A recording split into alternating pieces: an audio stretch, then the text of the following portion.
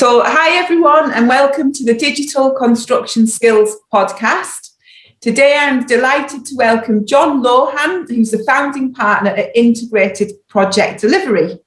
So, John has been an SME construction company. He's still an SME in a different form now, but after working in the construction industry, realised that there was a better way of doing things, and that it could have more influence and impact in the industry by working with clients to help them adopt a different way of working, and the integrated project delivery way of working.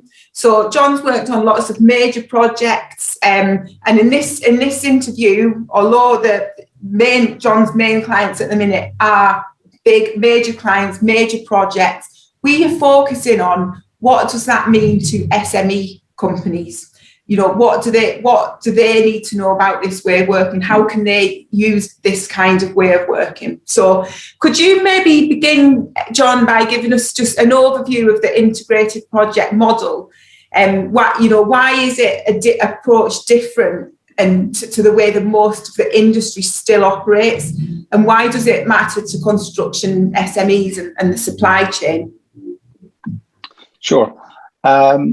I might be a bit provocative in some of the things I say, so apologies in advance. But so having joined the industry in 1991 and entered as a chainman, I worked my way through the industry and moved into a commercial role, moved into operational roles. I've worked, just as I say, just as a bit of context, I've worked for design companies, in manufacturers, a lot of the time for specialist contractors, but also main contractors and clients, and now as a consultant. So I've got a very, I guess, broad understanding of the industry from a lot of different perspectives. And, over that time, I've kind of always, I suppose, sat on the edge of the industry and been very willing to embrace innovation and technology, and keen to try and improve the industry, I guess, over the time I've been involved. IPD came about. Basically, integrated project delivery is a delivery project approach, but it's also our business. And I'm one of 6 partners in the company. The partners range from ex-CEOs of companies like Lang O'Rourke to project delivery professionals and functional leaders. So very broad understanding of the kind of construction industry.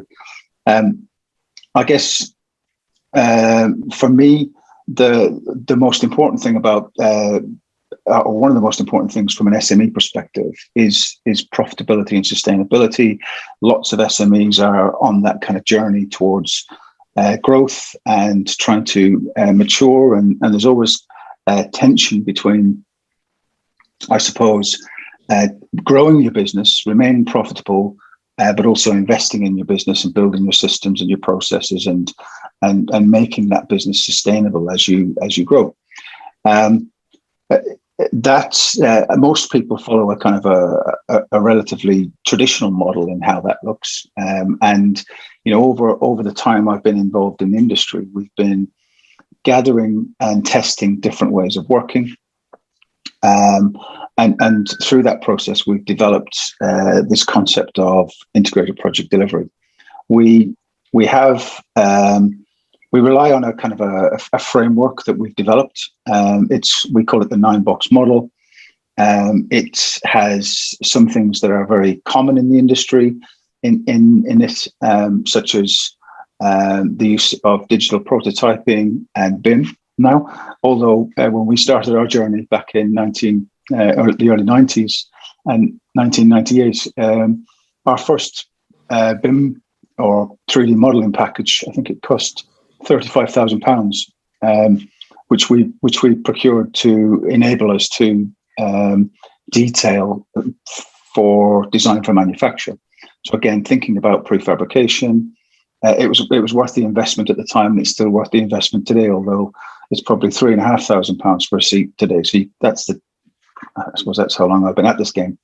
The 9-box model that we talk about starts with enabling the right environment, and that for us is creating an environment where behaviours are collaborative. We think differently about innovation, and really in our business today as IPD, we focus on clients because they are the people ultimately who can create the right environment and foster the right behaviours in their supply chains. So that's where we've targeted our efforts more recently, to support clients to be better clients and be able to to create that collaborative environment. The 9-box model has numerous tools and systems in it. One of the things is standard products. So again, we try and consider, how do we develop standard products? How do we develop custom products that we can manufacture in a more systematic way? We're looking to shift towards industrialization rather than, and away from the artisan approach, I suppose, of traditional construction. And there's lots of benefits if you do that. I think where one of the kind of key things is, the example we always talk about is the car industry. And when manufacturers design their cars, they design the car, but they also design the manufacturing system to deliver those cars. And I think fundamentally, the construction industry that's an element that's lacking in the industry. We tend to do what we've always done, and then stand back and feel very surprised when we get what we've always got. So we're advocating a different approach, a different way of delivering projects that relies on more standard processes, a systematic approach to project delivery that drills down into focusing on productivity, focusing on skills, focusing on driving off-site manufacture to factories for quality reasons, for safety reasons, and so on and so forth. But also engaging much closer with the supply chain and harnessing their capability to deliver projects more effectively. Ultimately, the industry at the moment tends to operate on a very much an arm's length model of competitive tenders. And even when there are collaborative relationships, the relationship doesn't necessarily go beyond some of the traditional behaviours and approaches, but perhaps just in a more, I suppose, friendly and collaborative way, and maybe proactive.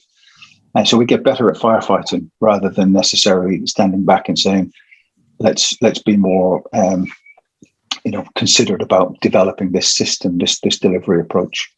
And we have a system called the integrated production system that relies on, as I say, there are different components in there, from DFMA, design to value, optimizing logistics, the use of lean, and various other tools that we use.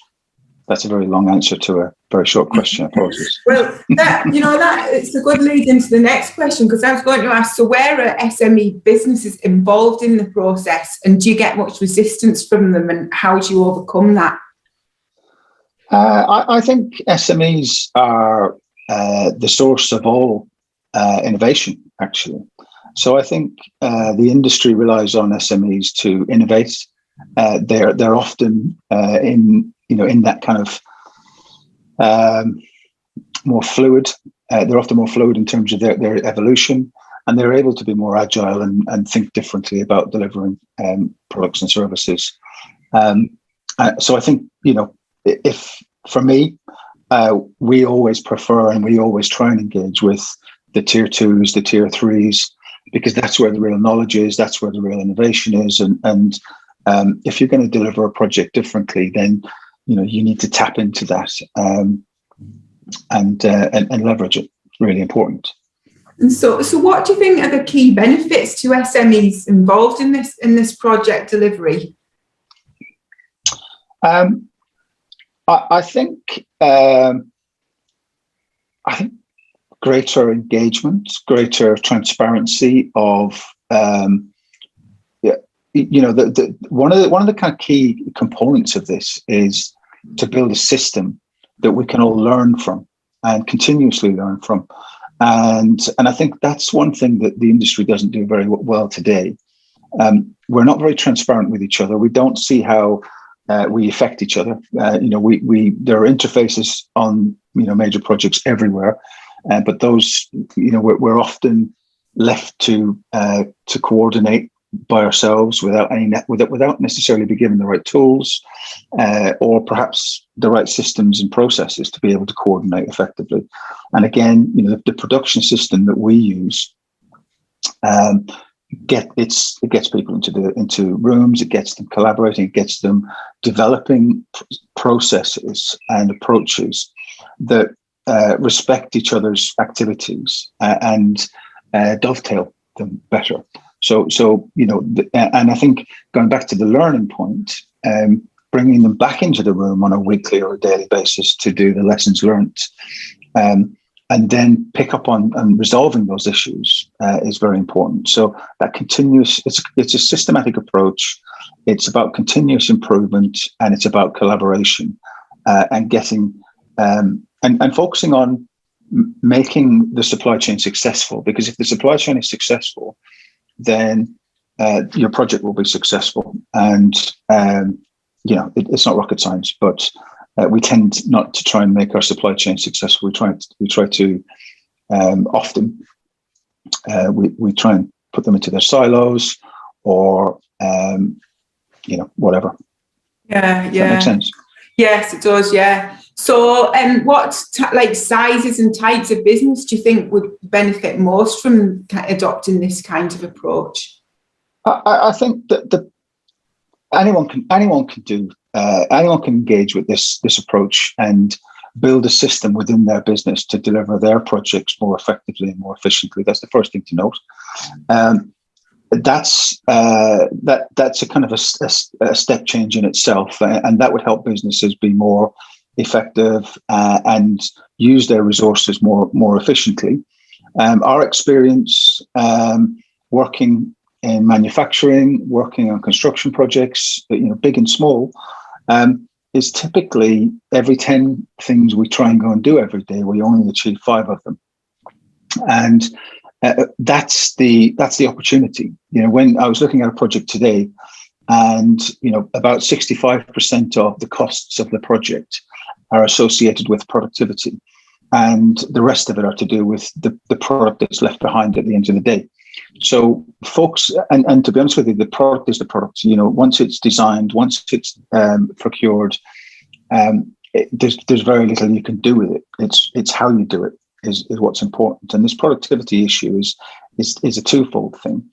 If you can improve your productivity and do more, it means that you're still spending the same amount of money, but you're doing more, and that gives you the opportunity to either make more profit or be more competitive. 2 choices for companies, but also it drives reduced lead times in project delivery. So adopting things like design for manufacture and offsite manufacture. The primary driver is again thinking about what's the value for the customer, and very often it's about generating revenue as early as possible for their business case to stack up, and therefore. These kind of concepts always feed into and always kind of resonate with clients. They want their projects delivered early. They want them delivered more effectively. So again, there's a competitive advantage in all of this. And it's about building a different business model to perhaps the one that they currently use. Or if you're a new SME, don't go down the old trail, pick a new route, Yeah. Does that make sense? Yeah, so it sounds like a lot of this has to be designed in at a high level when you're looking at major projects.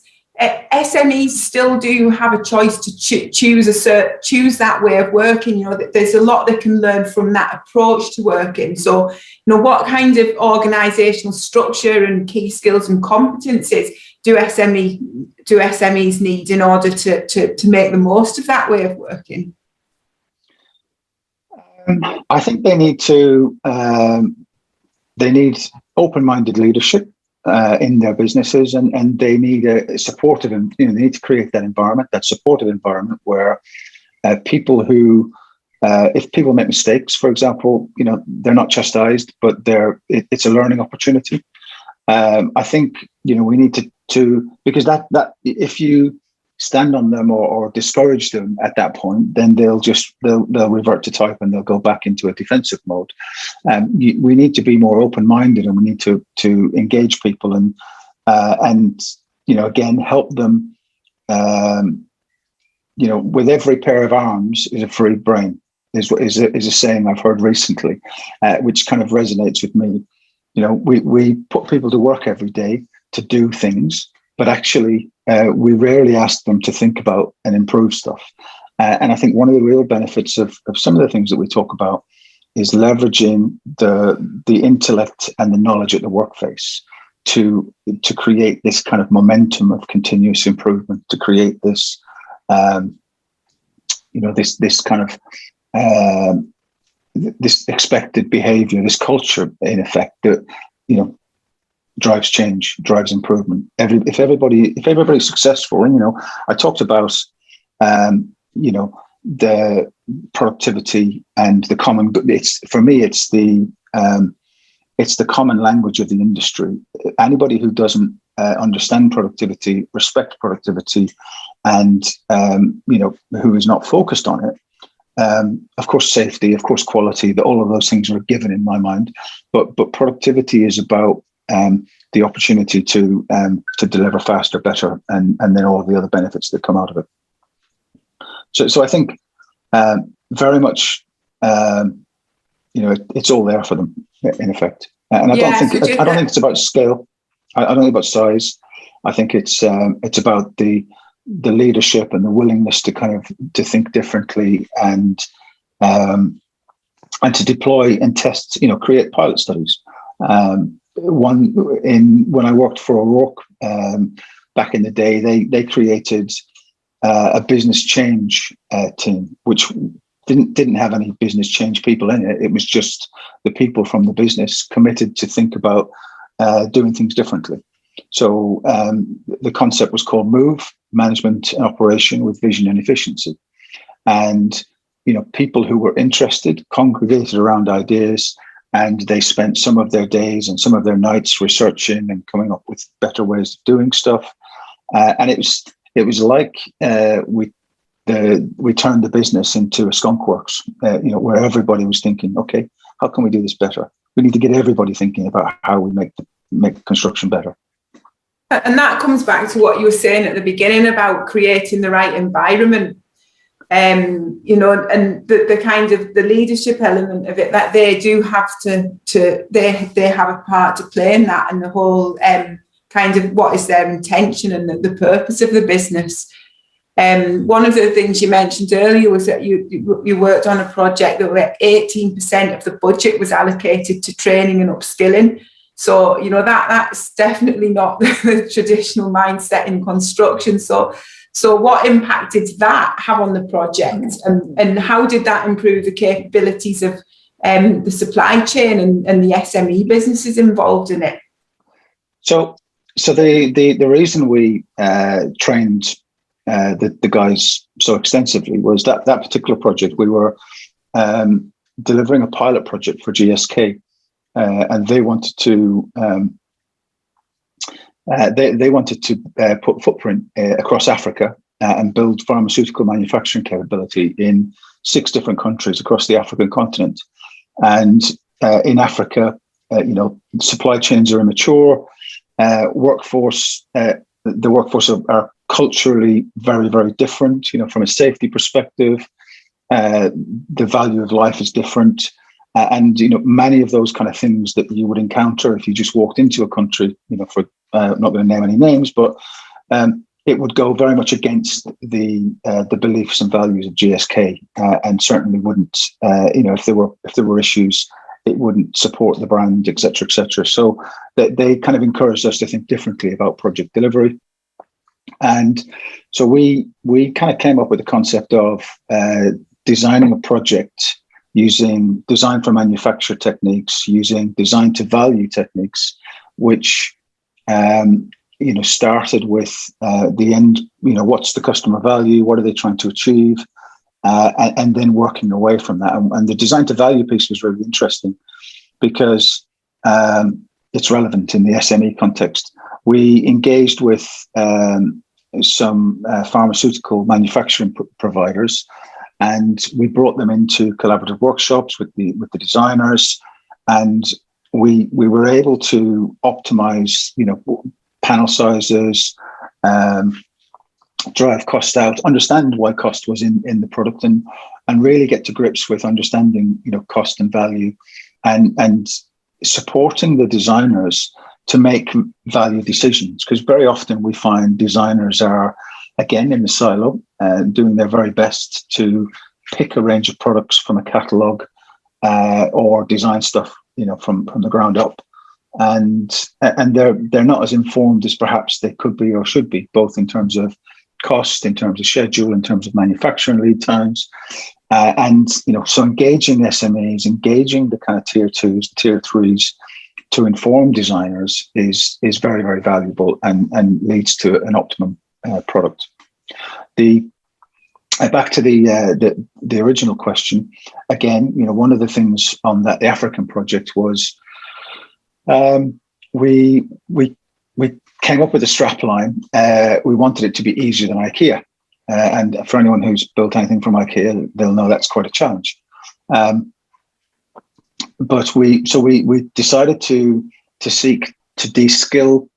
We didn't want cutting. We didn't want any kind of construction activities in the assembly area. We were going to assemble, not construct, in effect, these projects. So it was all about Meccano, putting the projects together in kind of plug and play means, using color for the color matching, setting out, and making it a very, very, very visual experience for the guys who were installing the work. Because it was in Africa, we garnered the support of some ex-Gurkha soldiers who had some basic construction skills, but weren't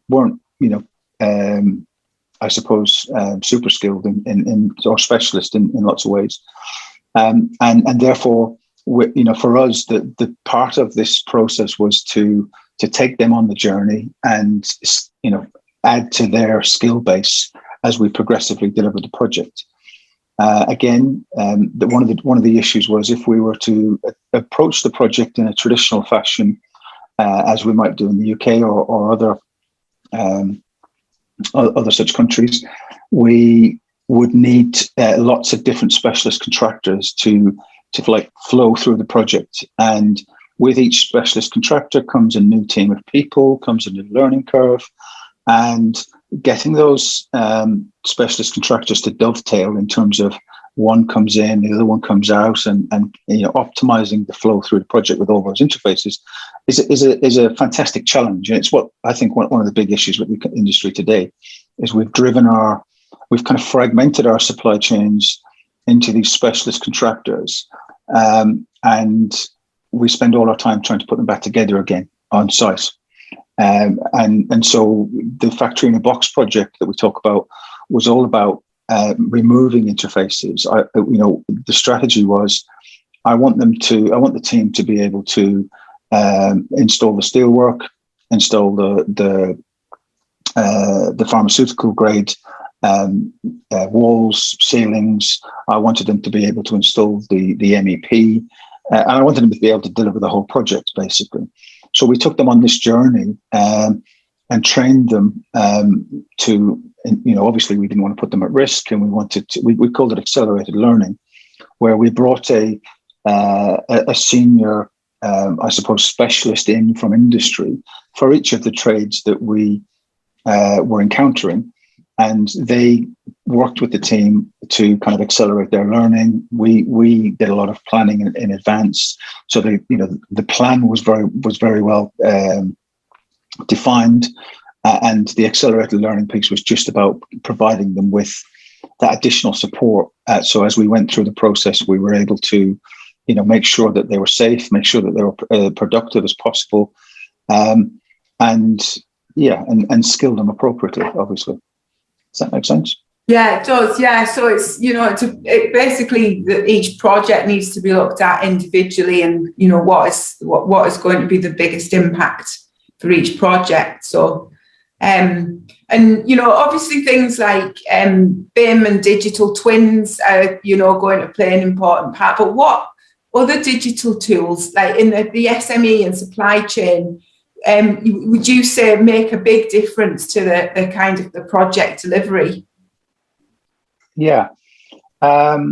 So I think that BIM and 4D we've seen a fantastic leap in the design side of the equation over the past 5 to 10 years in terms of the use and adoption of BIM. I think we're not there yet, and I think the construction side of the equation has yet to really tap into the benefits of BIM.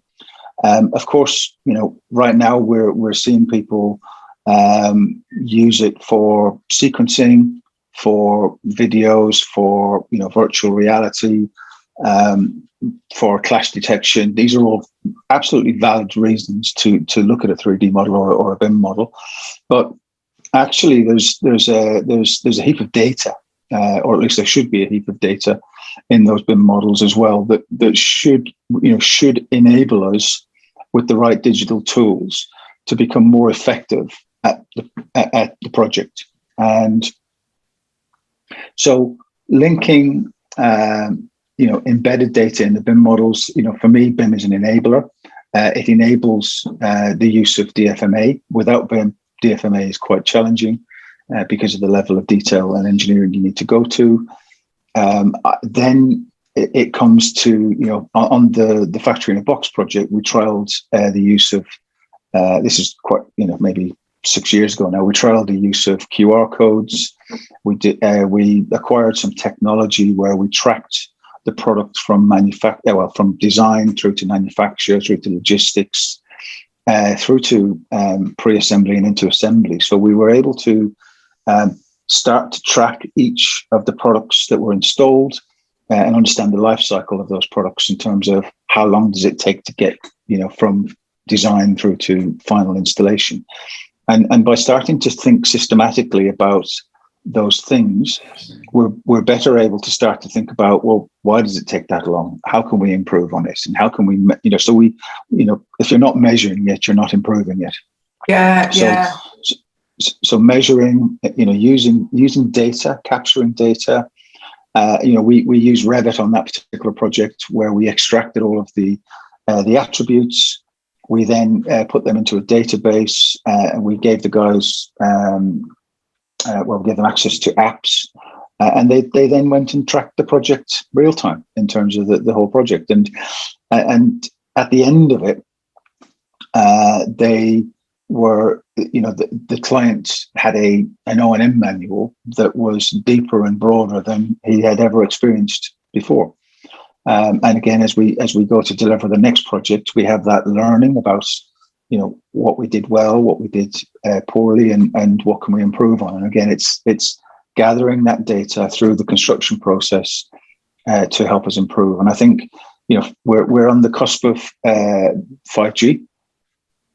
And if you've seen the evolution of the mobile phone, it's not the mobile phone technology that makes the leaps and bounds. It's the actual data that makes the leaps and bounds. So, we moved from, can't remember what it was now, but 1G to 2G to 3G to 4G right now, and we're soon going to be into 5G. And it's about the quantum of data that's available to be captured, processed, transmitted, and analysed. And I think we're moving into a place where, the Internet of Things is going to allow us to capture a lot more information at the workplace. There are various machine learning and artificial intelligence technology platforms out there that allow us to gather information on the fly about what's happening on our projects, and obviously there's a predictive angle to all of this in terms of, what's going to happen? How do we, are we going to have an accident? Are we going to deliver on time? Are we going to deliver on budget? These are all the kind of questions that we keep asking ourselves, and we worry about on a daily basis. Well, as we start to gather data and we start to process and analyze that data using kind of the algorithms that exist, we are going to be able to answer those questions more effectively. And I know some companies are already doing that, but on a wider scale, we can start to think about using data from, I suppose, common sources for different reasons. So, a piece of data might provide somebody with a view on quality. It might provide somebody with a view on finance. It might provide somebody with a view on progress. And so finding golden threads of data through our construction projects enable us to measure our performance through a spectrum almost of different perspectives. But we just need to find the right pieces of data to do that and manage it in an appropriate way. I'm going to stop there because I'm going off on one. Well, basically, I'm going to say, like, building on that and kind of, focusing on, a bit more detail. What are the key digital tools that you think that, SMEs could focus on in order to help with all that, with the decision support, the smooth flowing of the project, the smooth flowing of money through the project, the smooth flowing of data? And in your experience, what do you think? How does that manifest in reality? How do we make that happen? I'll start with the end. Client leadership is how you make it happen, and kind of creating that environment again, creating that enabling environment. And I think clients have a responsibility, but I also think supply chains don't need to wait. In many cases, supply chains don't need to wait to be told. They can step up and they can make start that process of saying, well, we're going to be better. We're going to improve. We're going to harness the benefits of technology to drive our performance. The problem that SMEs have today is that there are so many technology solutions out there now that it's a forest of options and opportunity, and that's as challenging as not having any options. And too many options and not enough options are kind of similar but different challenges. And I think I think we're at a stage where we've moved to the cloud, so most of our technology doesn't no longer need to sit on our screens, on our laptops, or in a server in an office locally. We are decentralizing data collection and analysis, and that is enabling a greater level of engagement with technology, I think, and much cheaper. If you look at, not to name names, but we use Microsoft Azure and SharePoint, and as an SME, which we are, that gives us a very scalable solution for our kind of general business needs. But also, when we want to go and step into the technology space and look at doing something different, we use Microsoft Azure. There are components in there that you can, with the right knowledge and experience, you can spin up very quickly in terms of creating databases. You can, and I think there's a lot of it is modular. There's a lot of modularity around the kind of things that you can create, and certainly, a lot of technology is becoming, gone are the days where people sit in a room and just key in code all day. There's a lot more focus on modularization of coding in terms of developing technology and software. So I think that's making it more accessible to people. So with a little bit of knowledge, you can kind of make quite a big leap in that space. The use of, and I'm not going to go into use cases, but there's 1,000,001 opportunities there that you can look at.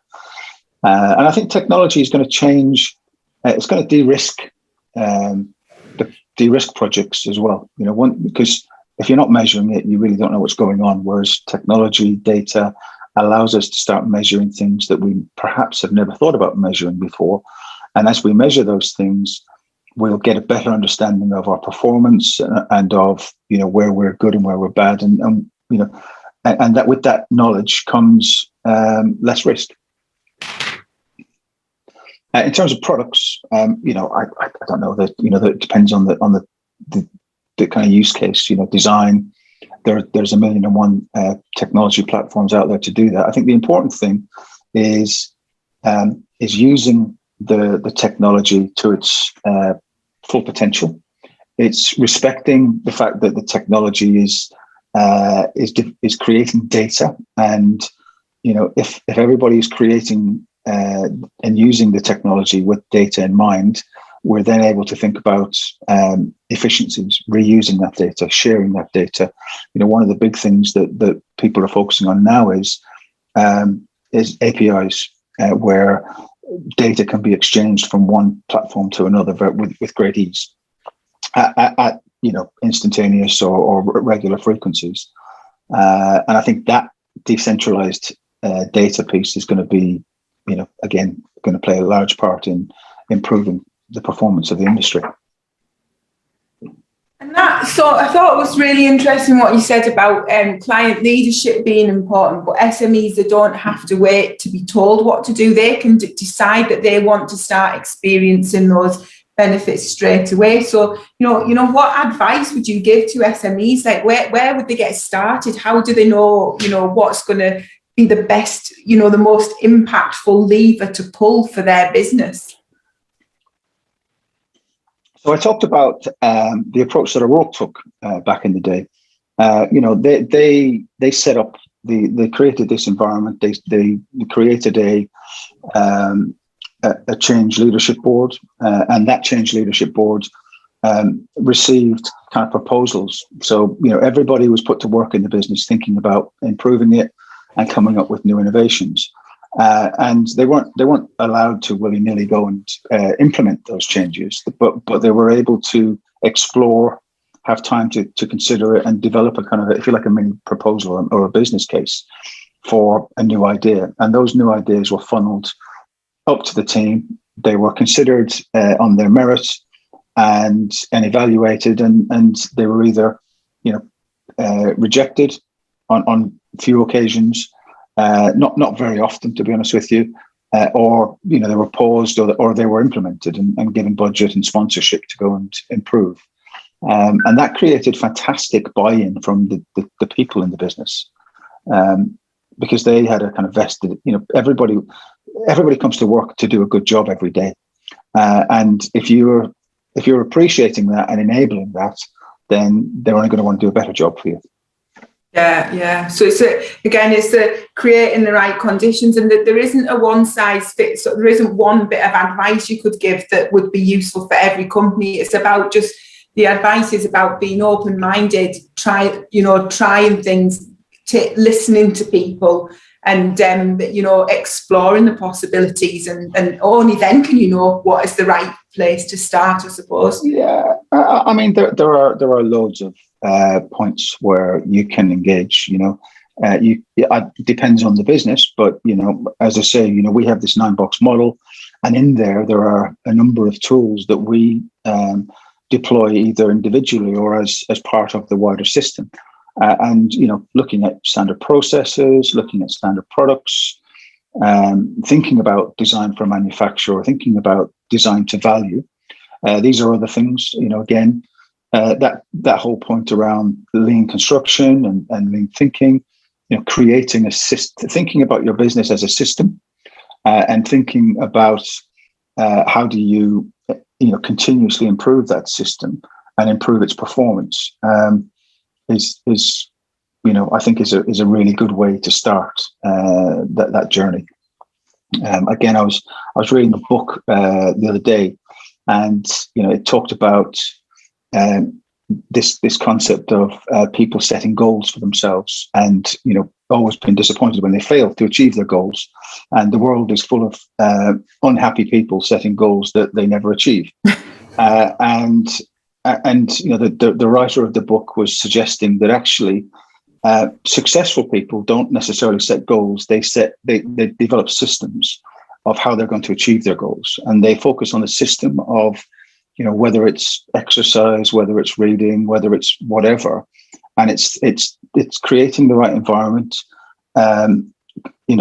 creating the right behaviours, and setting the right expectations to work away along that system to achieve your goal ultimately.